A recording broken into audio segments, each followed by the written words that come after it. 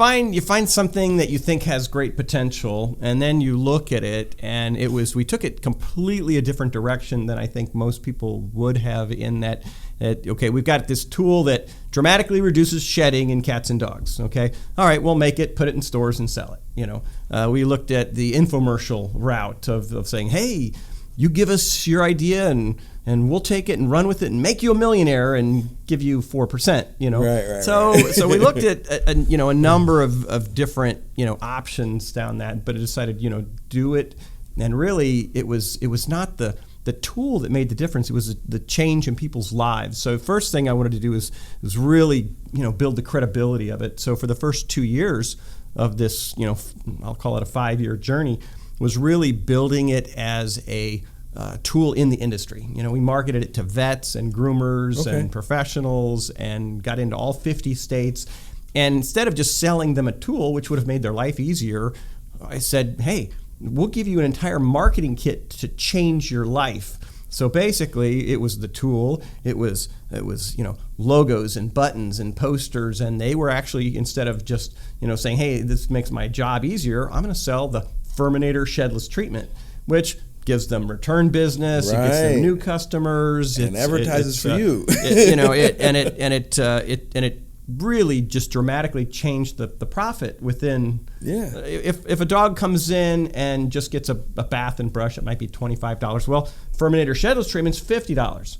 Well, guess what? You also don't have to have a trained groomer with scissors to do it. You can hire a bather, and so it made it, literally you get 4 times the amount of money in the pocket of the owner by doing a service which was the number one complaint of pet ownership in the first place. It just made it easier. So, it started going out into all different categories of, retail and service area and no, and that's great. I when I see you, I tease you as the original Iron Man. Yeah. Sometimes that's only because I see your Iron Man suit when I get to go to your house. You gotta have your toys. You gotta have toys that kind of comes with it. I think it's part of your creative makeup that comes with it. So have people always been receptive to your ideas and in the conceptual stage? I mean, obviously, it's like the number of times people have looked at me and given me that blank look, like,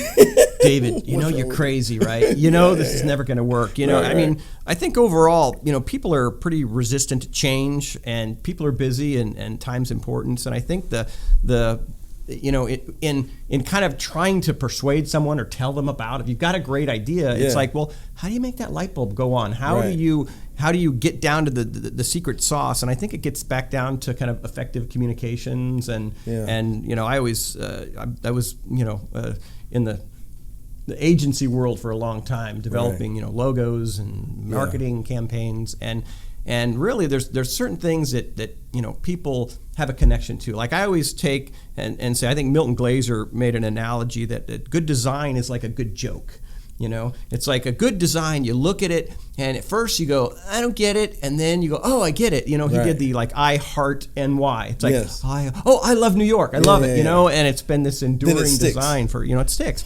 The same thing is like a horse walks into the bar. The bartender says, hey, why the long face? It's like you set up the scenario, and then the user figures it out. They figure out that heart means love. They figure it out that the horse has literally a long face. So it's it makes you feel smart. It makes you figured something out. It's kind of like watching a movie, and you're like, oh, it's the bad guy. It's it has a connection. So in some way, you kind of need to play the same thing on creating something for a new idea. In that, like, I understand how it works. I get it. It's like we're thinking about this device that tracks things. It's like, I get an idea. What about and it makes a connection. No, that's good. I think that I accuse you of being an engineer, but it's that creative side and your understanding of the market and having a sense of the pulse of what people understand and can attach themselves to. Mm-hmm. I mean, you could say, this is a comb for dogs, but you talked about a lifestyle and a life change and a different way of approaching I think the kind of the big moment at FURminator was when we had an opportunity, and PetSmart and Petco called us on the same day saying, you're the number one, search word on our website, but we don't sell FURminator, Yeah. And you go in, and instead of saying, okay, we'll just sell you this, it's like, you know what, this isn't about a better brush that you're selling for, $10 or $12. This is about, changing people's lives on how they live with their pet and live with the hair. And it's like, so we sold, I think PetSmart, they adopted an entire 4-foot section of deshedding products, a shampoo, a deshedding solution, the tools, and really, knocked it out of the park. Wow.